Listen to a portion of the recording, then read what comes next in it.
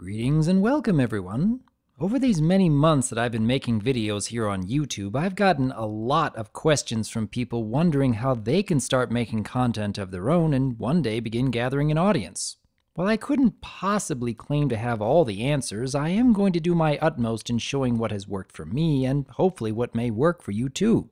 Before I begin though, I'd like to point out that some of this subject matter can also be found in a video made by ANY a long while back. I remember watching this video in my early days of creating YouTube content, and it actually helped me in tweaking some of the material and how I presented it. While I will be covering a lot of my own thoughts and even a few subjects that ANY did not mention, I'd still recommend giving his video a watch if you want to learn more.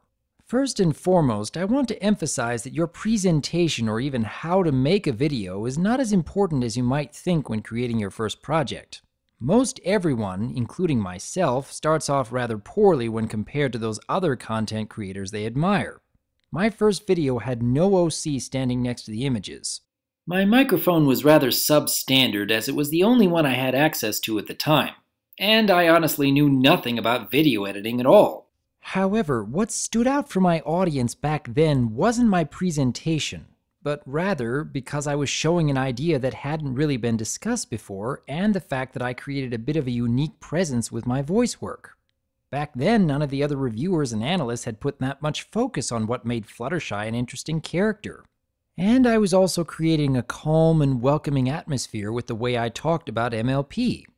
None of that would have worked so well, though, if others before me had already been discussing Fluttershy in similar ways, or if they had been using that same calm and collected nature in their voice work. So my advice for anyone just starting out is to find some way to create a unique perspective while also coming up with a unique way of discussing it. Or in other words, creating a character that the audience can pick up on. It's okay for your presentation to be pretty much bare bones when you're just starting out. Even if you don't attract that much of an audience, you're still getting in a lot of good practice. I will say that it is helpful to change up the visuals every 5 to 15 seconds though. That way the audience will actually be watching the video instead of just listening to it. So as important as it is to create a character and come up with an interesting or at least entertaining subject, a person would rather watch a YouTube video instead of just listening to it. And before anyone asks me in the comments, I get nearly all of my MLP images from mlp.wikia.com. Though it will bombard you with advertisements, it does have a very handy list of images from every episode of the show. So that can be very useful for adding in a lot of visuals for those of you just starting out. I would also recommend that when you are recording your dialogue, do your utmost to remove any background noises, pops from your microphone, and editing out your breathing if you can. This will help a great deal in limiting distractions for your audience. For most videos, I will record only 1 or 2 sentences at a time while trying to keep a consistent tone, and edit them together afterwards. When it comes to video editing, I started out using iMovie, and I'm still using iMovie. I had no interest in spending money on expensive software before I had actually gained an audience, and I'm sure that many of you are the same way.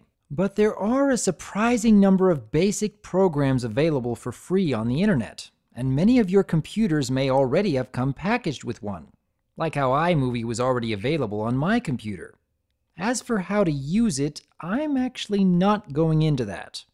As much as I could explain the step-by-step process, there are 2 main reasons why I won't.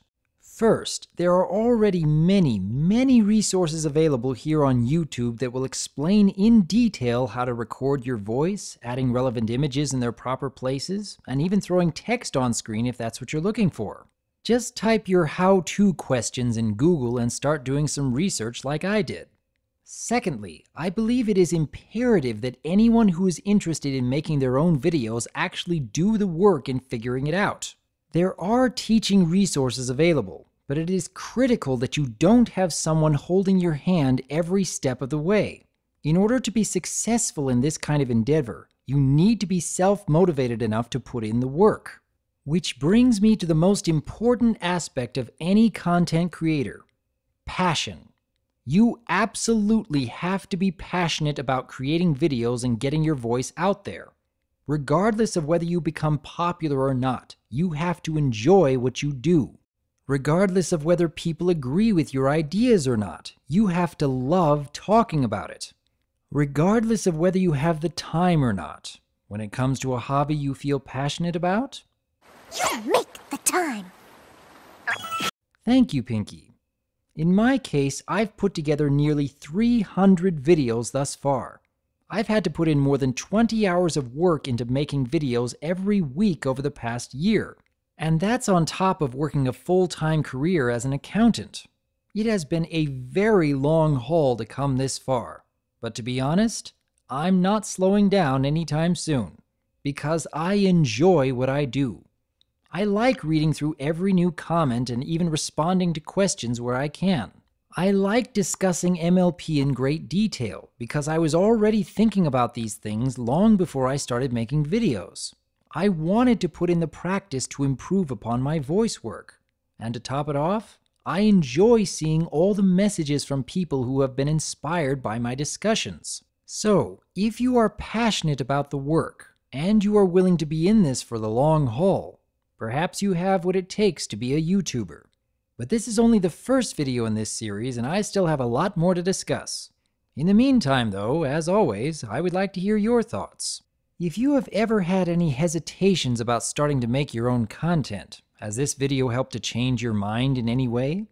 For those of you who have started producing videos on YouTube, I hope that you will share some of your experiences here for others to learn from.